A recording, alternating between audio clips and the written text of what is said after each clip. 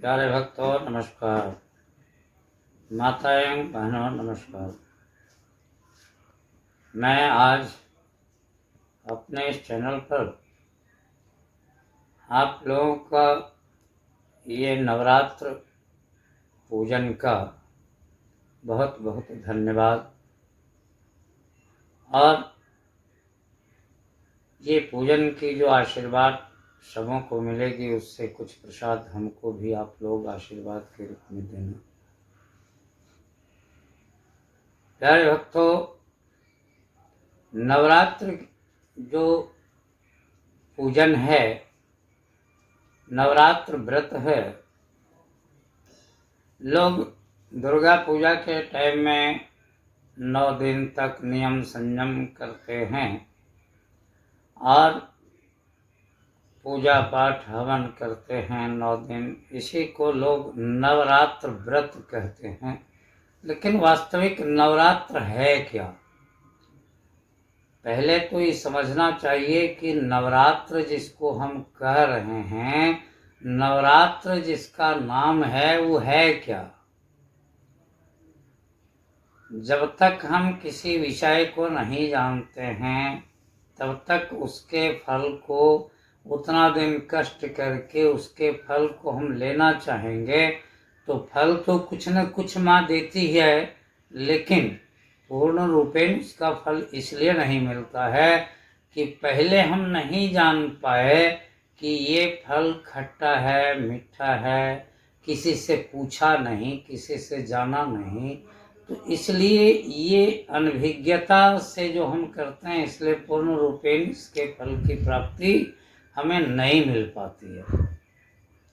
नवरात्र है अपने ये 5 तत्व से बने हुए शरीर, छित जल पावक गगन समीरा, पंच रचित यह अधम शरीरा। तो 5 तत्व से जो इस शरीर की रचना हुई और इसमें सत रज तम 3 गुण हैं, तो सत्य को भी पवित्र करने की जरूरी पड़ती है। भगवान को पैसे की कमी नहीं है, हम लोग दक्षिणा स्वरूप भगवान को चढ़ाते हैं, लेकिन क्या भगवान को पैसे की कमी है? लेकिन क्या है कि अगर हम पैसा दक्षिणा के रूप में भगवान को समर्पण करते हैं कुछ, तो वो धन मेरा पवित्र होता है, इसलिए धन समर्पण किया जाता है भगवान के सामने में। इसी तरह से ये नवरात्र व्रत जो है, इसमें हम 10 इंद्रिय की साधना करते हैं।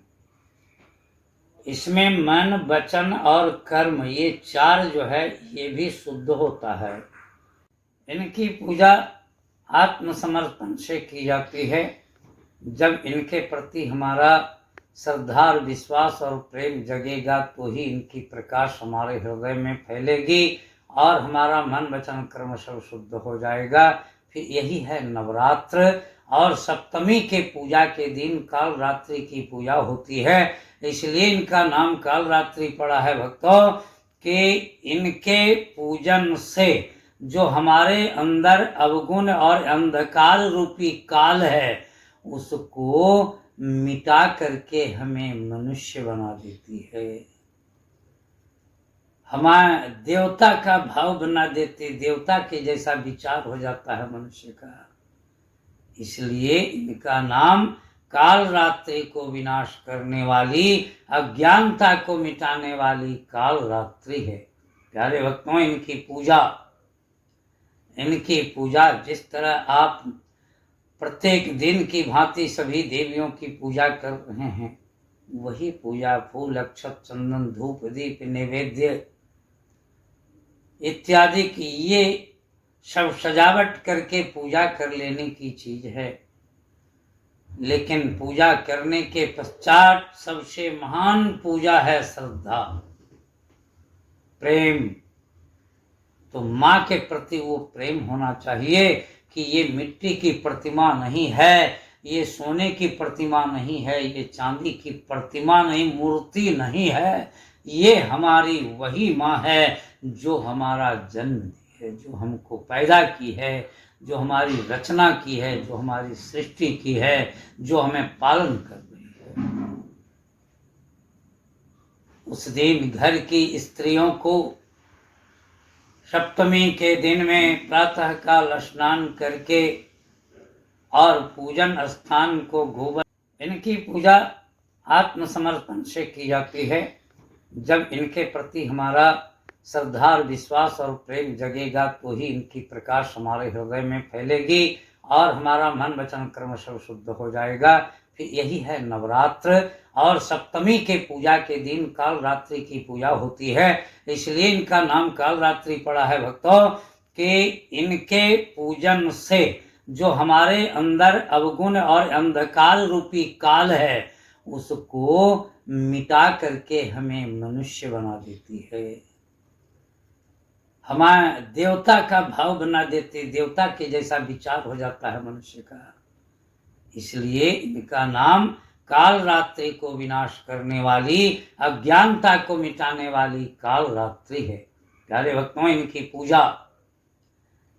पूजा जिस तरह आप प्रत्येक दिन की भांति सभी देवियों की पूजा कर रहे हैं, वही पूजा फूल अक्षत चंदन धूप दीप नैवेद्य इत्यादि की ये सब सजावट करके पूजा कर लेने की चीज है।